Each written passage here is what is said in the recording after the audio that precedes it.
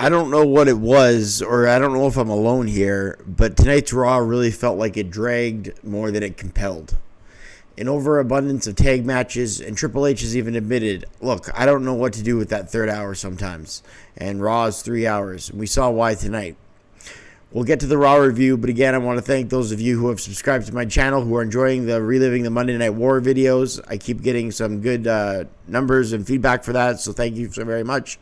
If you haven't subscribed to my channel, I'd appreciate it if you did so. We're a newer channel, 4 or 5 months old, 350 subscribers strong, so thank you very much to everybody. This is the Raw review. That being said, what's up?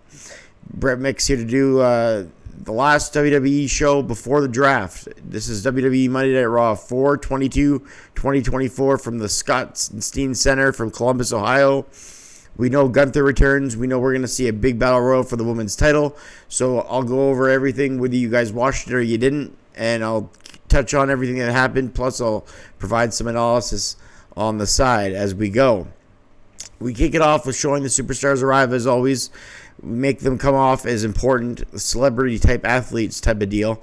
This not so big thing becomes a big thing as they do it regularly, and it makes them look a lot like celebrities. You get to see who's going to be on the show tonight. The live crowd gets to pop because they say, hey, look, it's Jey Uso. We're going to see Jey Uso tonight, for instance.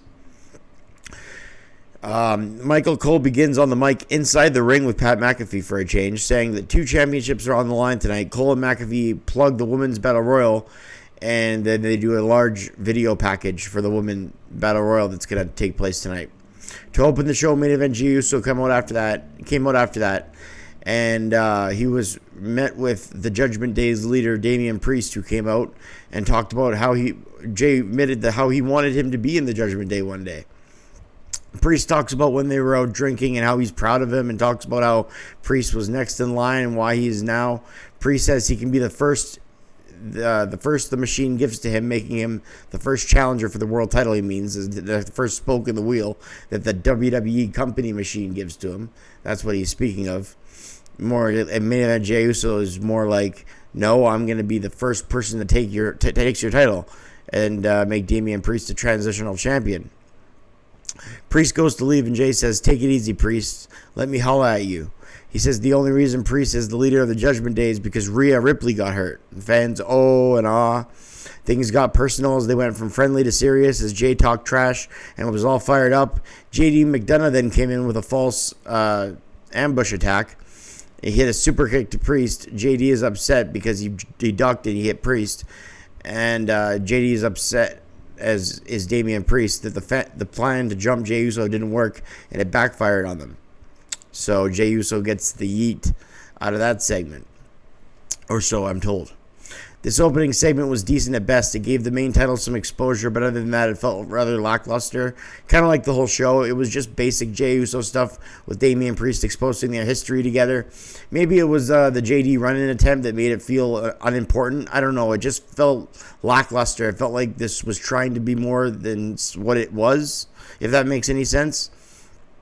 It's a great metaphor for the entire night, this opening segment, and so often how you open matters to how you close and how you overall look at something. How you open matters almost as much as how you close. So, it opened with a little bit of a promo of, we used to ride the roads together. We used to do this together. Now we're going to be against each other. It's a big deal. Oh, here's a sucker punch. Doesn't work. I hit you. Now we got more bad blood for our PLE title match. That's basically what happened. It didn't lead to anything on further in the show. It just led to that. It's not the last we'd hear from Damian Priest, though. He is the world champion, and it's not the last time we heard from him, thankfully. But as far as his feud with Jey Uso, that's all we got from that opening segment. We didn't get anything promised for later in the show, which is what an opening segment usually should do if it's hitting on all cylinders. It should build to the PLE or whatever you're building to next. It should lead to something later in the show, and it should entertain and get rivalries or characters over. So there's 4 or 5 things there that an opening segment should do if it's firing on all cylinders, and we only saw a couple of those things hit the checkmark box. We got a King of the Ring preview video for May 25th. Nice to see Owen Hart as the King of the Ring. This takes place, the King of the Ring PLE, it takes place 2 days after this 25th anniversary of his death. So I thought that was noteworthy. It takes place in Saudi Arabia. Jeddah, I believe, Saudi Arabia. I could be wrong on the city's name. We open up with Miz and Truth defending the title against DIY for the tag titles. DIY continue to get no pop from the crowd. The beginning of their theme that goes, we are. I don't think that helps things. The crowd never pop when that happens. And then right when it shows DIY on the entrance screen, there's a little bit of a pop. But that whole we are is just dramatic and played out and seems like it suits a heel. Kind of like Bayley's theme when it starts. It goes all slow motion. And that theme was there for Bayley for when she was a heel. I figured in my preview DIY would be the champions here tonight. Got that wrong. I said that tonight or Backlash. So I still have a chance to be correct. But I really thought that this is Triple H's boys from the black and gold days of NXT. And that's what he wanted to get them. But R-Truth and Miz are hot right now with the crowd. So I can see why they didn't do it. At least not tonight. R-Truth and Johnny Gargano began in the ring, and since their faces, they both gave each other a pound, the knuckles. Good sequences. They mentioned R-Truth's delusion to thinking Ciampa and Gargano were DX members, Shawn Michaels and Triple H. Gargano with a suicide dive to the outside takes down Miz, as inside Ciampa only gets 2 when it looked close. The Truth-crushing finale ends up getting them the win at 9 minutes, though, as they continued their run as champions after their first title defense. I figured they'd be transitional champions and wanted to give R-Truth just his WrestleMania moment over the Judgment Day. That big pop, that big storyline. I thought maybe they wanted to give R-Truth, a reign and a big moment for a few weeks. But then they're going to give the titles to DIY. And they still might, but not tonight. It wasn't that way. Gargano shakes hands, but Ciampa does not, as he's frustrated after the match. Could we see Ciampa and Gargano break at the draft? This is the last show before the draft, and we've seen a lot of betrayals lately, and that's not the only one on the night. Dominic tells Priest that Santos Escobar of Legado del Fantasma on SmackDown is going to team with JD McDonough tonight because Dominic is too banged up. Priest doesn't like this news, and they talked to superstars, and Santos is allowed to compete on Raw. They talked to the superiors, and Santos is allowed. I'm glad they cleared that, and they made that known, because if it was just Santos on Raw with no explanation, I'm still not happy about it. If they're doing a draft, stick to the goddamn draft. It's not hard. You have so many, apologies for my language there, but there's so many wrestlers on each roster that you could have a substitution, but my God, for real, they don't need to go to the different other brand and put them in other matches, especially when there's a draft literally next show and next week on Raw. Gunther comes out to talk about his run as IC champion and how he's going to be in the King of the Ring tournament, and from there he will be a champion of any title afterwards. All hail the General of the Ring, Gunther, pretty much. Just a self-promotion promo here. All of a sudden, the New Day's music hits. Xavier Woods says, "Hold on," about 500 times. They bugged Gunther about not having his title, and they started a chant of, "Where's your title, Gunther?" or whatever. And Gunther admits that New Day is going to be remembered for their shtick, but this is all beneath him. Truer words never spoken. The thing about this is, here's the fact that the New Day even points out how many times they faced Imperium, as Gunther decides that that's what should happen, is New Day should just face Imperium. But we should be excited about this match because Xavier Woods says we're in Columbus, Ohio. So that's refreshing. Isn't that exciting television? Nothing captivating, just repeating what we've seen in so many weeks. Imperium versus the New Day in a tag match. And the Stanley Cup playoffs, I'm a huge hockey fan. Obviously, I'm Canadian and got my Sabres jersey behind me. They're not in the playoffs. I haven't been for 13 years, but that's beside the point. The Stanley Cup playoffs, 4 games are on tonight, so I had that on in the background while I'm doing my show. And I just thought, fuck, the match is not compelling enough to hold my attention. But I'm doing the review, so of course I stayed watching it. It was a decent tag team match, but the ending is where we really get the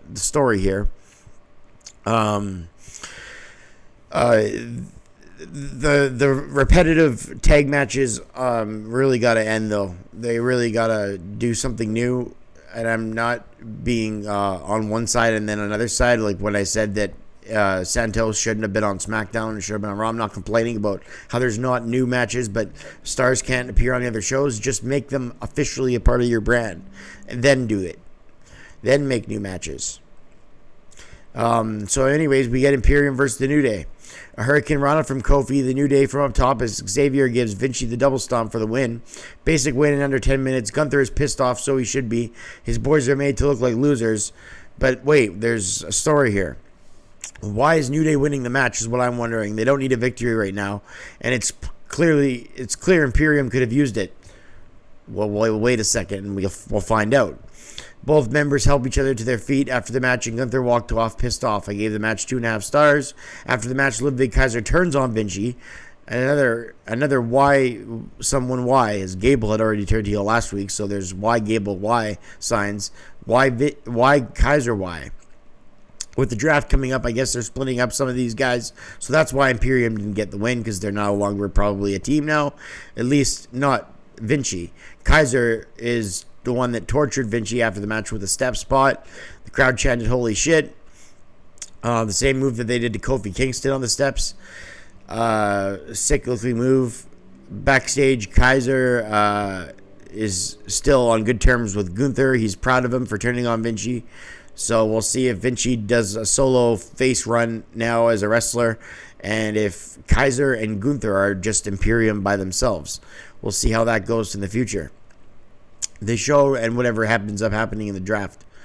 They show Drew McIntyre heading out to the ring next. A backstage vignette plays for Andrade. Drew McIntyre comes to the ring. CM Punk is chanted every time Drew comes out, which gets to him on a real level, you can tell. Drew, as usual, talks to the camera guy not looking up his skirt, calling him a perv.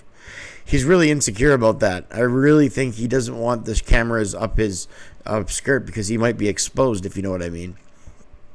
He really, there's got to be some reason that joke was funny the first time, not the other 500 times you said it.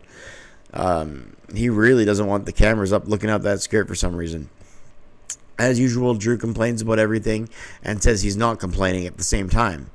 Drew says he's entering the King of the Ring, just like Gunther did earlier in the night, but doesn't give a damn about the draft. Sheamus comes out and tells him off because of a tweet and a t-shirt. He is no longer world champion. Sheamus comes out and tells Drew McIntyre the truth, as a friend would. Sheamus says they've had banger after banger. He said the truth, a one-armed CM Punk kicked your arse. McIntyre says it's been burger after burger, not banger after banger, as the crowd, as Sheamus laughs about his own weight. He says he can lose the weight, but Drew, you can't lose stupid. Pretty good. Drew says he's his only friend, and he cares what people say about him. So he cares about why people were laughing backstage about his weight gain. Drew just comes off as a hypocrite like always. Drew says, I'm going to sit over here and watch your back for the match. And then I say, oh, great, as Shinsuke Nakamura's music hits. Oh, Kim's Nakamura. Cole says, for the first time, it's Sheamus versus McIntyre next. Clearly a mistake on commentary, as Sheamus and McIntyre face each other numerous times, and Nakamura is coming to the ring. He clears up his mistake as we come back from the break, and he says it's Sheamus versus Shinsuke Nakamura for the first time. This is clearly going to be another match where Shinsuke Nakamura jobs, is what I wrote in my notes. For the sake of Shinsuke Nakamura, I hope it doesn't end up that way and he ends up in a DQ. It didn't. Sheamus isn't losing his second match back, and he didn't. If Sheamus is considered fat, I better watch what I eat. That's something I'm taking note of. Nakamura with a sliding German suplex, and then a half drop kick off the top rope. Awkward looking move. Nakamura runs into a bro kick out of nowhere, and Drew looks a little impressed at the end as Sheamus wins his second match back, but not really caring for what he's seeing. 2 stars and a quarter for that match. Poor Shinsuke Nakamura. He is a Jobberville right now. We get a video package of what happened with Gable and Zayn last week. Bronson Reed attacks Sami Zayn backstage, so he has bad luck about people attacking him backstage. It's like the 5th person to attack him backstage this year, I think. Badly, anyway. Gable says when he comes out for his segment, he comes out with the Alpha Academy, and he took it on the chin, and he gave Sami Zayn his moment. But then he said he rubbed it in his face with the title in the ring, and then he did that when he went and held it high to his wife. Gable then runs down everyone in the Alpha Academy, singular, one at a time. It was pretty funny, actually. They pledged to him no matter what. He made sure Otis repeated that on the mic, no matter what. The highlight was him calling Maxine Dupree talented but dumb as a box of rocks. That got a lot of laughs from the crowd. Ricochet has a backstage segment where he talks and calls JD a bubblehead, and it's clear he's trying to get in I'm a Ricochet and I'm like that phrase over. It's just like his mic skills. He needs to stop trying so hard. It just looks like he's trying way too hard when talking segments. He needs to just chill and talk organically, in my opinion, and then the best version of him will just naturally come out, I think.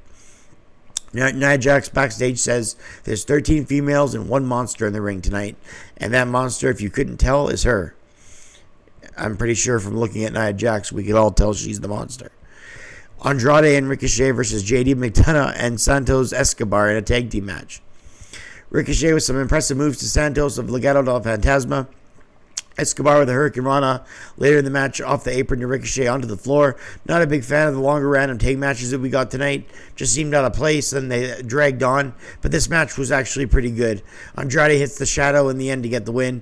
It was a really good match overall, to be fair. I give it 3 stars, but it did drag on just like the other tag matches earlier in the night, like Imperium and the New Day. Priest with the Razor's Edge and the South of Heaven after the match, taking out the loose change on the wrestlers as the world champions trying to look dominant and covering for his other half of the Judgment Day. They keep jobbing. JD and Dom need to join Shinsuke Nakamura. It would be the ultimate jobber stable at this point. Hate to throw shots their way, but how could anyone take half of the Judgment Day seriously? How could anyone take Shinsuke Nakamura seriously right now? A big chaotic fight with Jackson Morgan happens backstage, and then Becky Lynch takes the mic and an opportunity to enter the arena, the mic through Gorilla. She needs to stop slamming the microphone down after she pops the crowd with a cheap pop. She's saying, "The mountain is alive in Columbus, Ohio, and I'm looking for a fight." And then she drops the mic, slams it down each time. It's hard on her ears, and we know what's coming. You want the mic drop effect, but it's just cringe when she does it every time. They're getting really creative with their direction of entrances, but they got to watch this whole thing growing through Gorilla thing. They've done it a lot. They don't want to overdo it. They did it with Owens on SmackDown. They did it with Sami Zayn last Monday on Raw, and now they're doing it with Becky Lynch tonight on Raw. We're seeing far too much of Gorilla. We get Triple H is producing the shows. It should be held for special occasions. Main event, Women's Battle Royal, 14 ladies for the vacant women's title. The women's main event for the second time this week is Bayley and Naomi, main event at SmackDown last Friday night. Jax and Niven went face-to-face because it's so believable that every other girl would stay grounded on the canvas floor. All 12 of the other ladies, while the 2 of them went face-to-face. Maxine gets some revenge on Candice LeRae with an elimination. The pace to this Battle Royal was pretty good. It kept being compelling. They fixed Battle Royals. Battle Royals used to start with 5 minutes of no eliminations, pretty much, and guys just trying to eliminate each other. Well, women in this circumstance. But now they actually have been doing, periodic eliminations in Battle Royals lately. So I like how they're booking them. That's how they should be done. Royal Rumbles are a different breed, but these are just Battle Royals, and I'm talking about Battle Royals. Maxine gets some revenge on Candice LeRae with an elimination. Then Indy Hartwell, her partner, gets thrown out by Maxine as well. They go to a commercial. Back from the break, Stark, who has a video package of her showing her a good year since she's been drafted to Raw. Just a video to hype the draft and Zoe Stark at the same time. Smart move. She eliminated both Chance and Carter, the team. Ivy Nile couldn't hold on as Jack swung her on the floor off the apron. Maxine says that Nia is just a bully, and she hits an enziguri until Maxine gets eliminated by Nia. Niven and Nia go at it on the floor. A chokeslam Niven onto the she's not eliminated, but she's on the floor. A chokeslam Niven onto Lynch, and then a Samoan drop onto the table, onto Becky Lynch, taking her out of the action. And then during the commercial break, she got powerbombed through a table as well. Chelsea Green is eliminated by Natalya, but the refs didn't see it. The old Stone Cold 1997 spot. Pat McAfee asks what the hell is going on when all the tables are breaking during the commercial break. But when we come back, Nia Jax is alone in there with Lynch and Stark and Baszler, so they're down to the final 5. So if Lynch wins, it's like the 2001 Austin spot where Triple H took him out by commentary, or Brett Luger in '94 where they're both injured. That's pretty much what it was like. Green and Natalia were eliminated. Baszler, Stark, Jax, Morgan, and Lynch as the final five again. These were the easy picks, with Jax, Morgan, and Lynch as the main favorites to win the title tonight. Jax with the right dropped Zoe.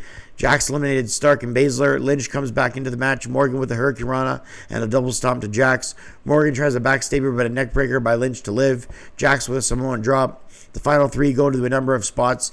Jax double suplexes both Morgan and Lynch at the same time. Jax drags the bodies of Morgan and Lynch, but Becky and Liv push her to the apron, and then Nia is eliminated by Liv and Becky. Becky and Morgan are the two ladies left. Becky then lifted to the apron, and Becky goes for a DDT, but Morgan fights back. Lynch then with a German off the apron attempt. Lynch caught with a code breaker, and then Morgan went for Oblivion. Then a manhandle slam by Becky Lynch onto the apron, with Liv Morgan falling to the floor.